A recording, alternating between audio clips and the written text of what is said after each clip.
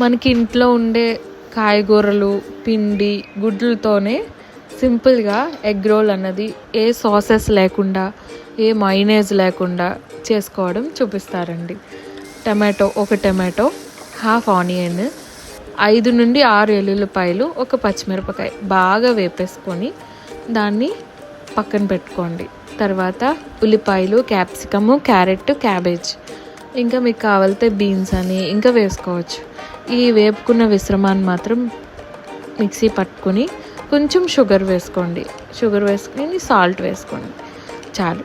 అయితే ఇప్పుడు కట్ చేసుకున్న మన కాయగూర ముక్కల్లో ఉప్పు, పసుపు, పెప్పర్ వేసుకొని బాగా వేపుకున్నాక లాస్ట్లో దించేసే ముందర కొంచెం అల్లం వెల్లుల్లి పేస్ట్ వేసుకోవాలి. తర్వాత చపాతీ బాగా 2 వైపులు కాల్చి ఎగ్లో ఉప్పు, కారం వేసి ఆమ్లెట్ కింద వేయాలండి. వేసిన తర్వాత వేపిన చపాతీ దాని మీద పెట్టి ఒకసారి బాగా అంతా ఒక సైడ్ కుక్ అయిన తర్వాత మరలా సైడ్ తిప్పుకొని దాని మీద వేసుకున్న పేస్ట్ ఉంటుంది కదా, టమాటో పేస్ట్, మనకి ఇంట్లో టమాటా కెచప్ లేకపోయినా అదే టేస్ట్ అయితే ఇది వస్తూ ఉంటుంది.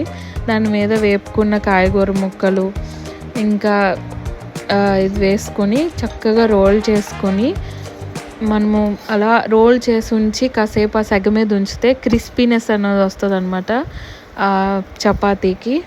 అది పిల్లలకి కొంచెం పెరుగుతో అయినా లేకపోతే వాళ్ళు నార్మల్గా తింటానంటే నార్మల్గా ఇవ్వచ్చు. చాలా బాగుంటుంది.